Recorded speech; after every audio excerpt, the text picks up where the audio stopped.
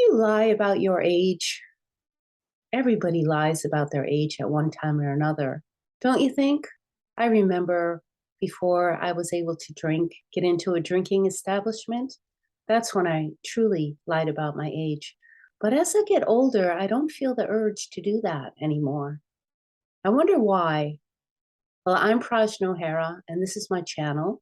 If you like it, please subscribe, and I really appreciate it. So thank you for tuning in. So, why do I even want to speak to you about your age? Well, perhaps because it is the time of the year where I turn one year older. Now, I'm going to be 65. When I tell people that, I mean, ever since I turned 40, I tell people my age and they'll say something like, "Oh, you don't look it," or "You look good for your age," something like that. I don't necessarily take that as a compliment, because age doesn't really have anything to do so much with our chronological physical age. Now, I work as a psychotherapist and a soul guide or spiritual guide, and I meet people of all ages. And I've come to discover that there are many different ages within one being. There's the emotional age, the soul age, the chronological age, and these can vary. So there could be a person who is very young and they may have wisdom. They're old before their time in their wisdom and their emotional intelligence. And then the opposite, where somebody is old, but in their physical body and in their energy body, they're very young. So they're young before their or after their time, so to speak.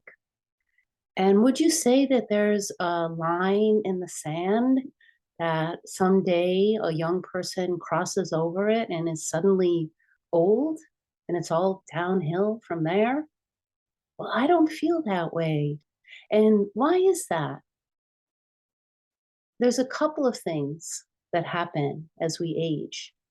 Now, we can get really stuck on this identifying number that is on your identification card, and then buy into all of the notions that exist about aging. And I know many people, as they get older, start to feel, if they believe what the culture tells them or tells us, that you start to become more invisible or more like a burden, or that you have less and less value. Well, this has to do with how our patriarchal culture sets us up. Younger people are more productive and you can get more out of them, so they have more value. And as we get older, the capitalists can really only sell us pillows, so they think.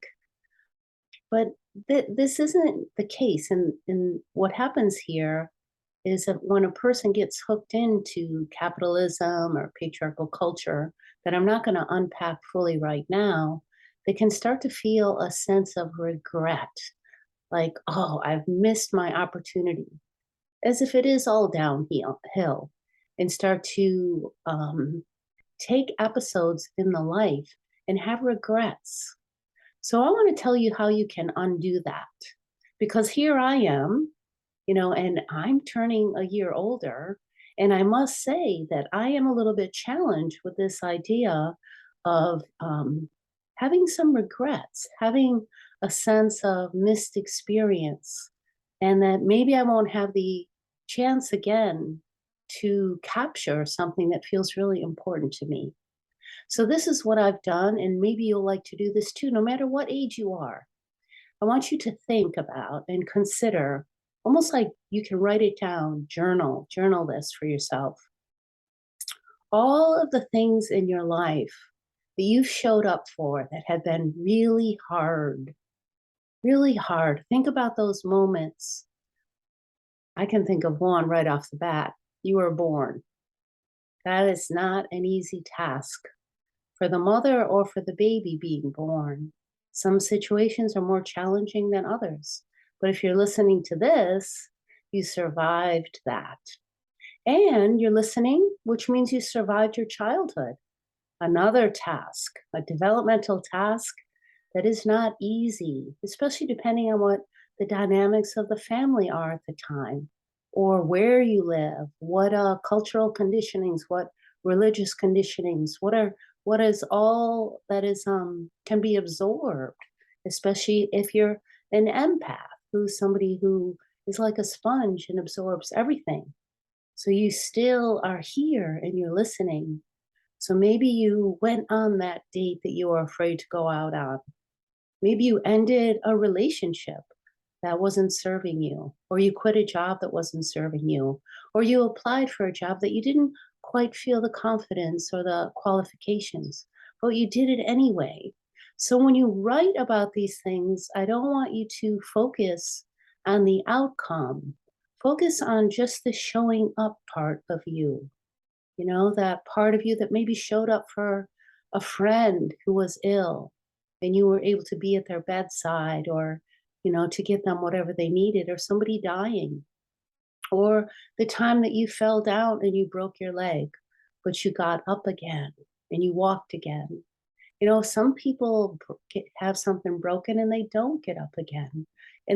But that's not what we're looking at. We're not looking at what the outcome is. Injury happens.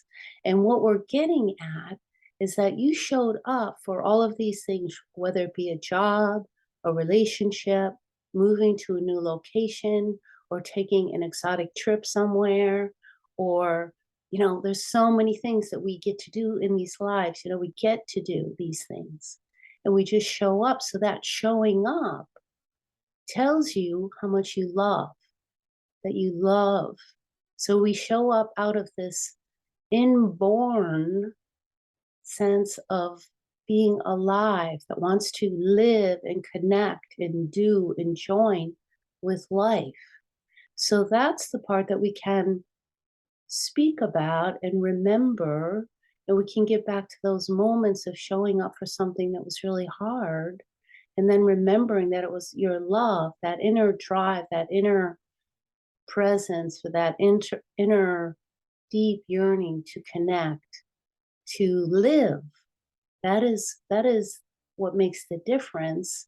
And then we can sink more into what the quality of peace that comes with that, the quality of ease that comes with not looking at the outcome, which might then involve the mind that will say, oh, but that wasn't good enough. You could have done it differently. You could have done it better. All of those different things. We just stay with that sense of, yes, I showed up. Yes, I loved well. I loved well. And when we remember that, we age well. We age well. And our emotional body is engaged. Our soul body is engaged. Our spiritual body, the essence of you. It's the essence of you that can go through all sorts of injuries and harms, fractures, injustices, all of these things. But this is what does not ever really, really die, can't be completely suppressed. So when we take the lid off of our conclusions or these identities that get created about who we are, then you get to be whatever age you are and love it. So I will be turning 65 in just a couple of days. And I'm going to celebrate that. Doesn't mean anything really. I mean, I am a multitude of things. Age is just one part of it, that number. Thank you for tuning in. Please subscribe. See you next time.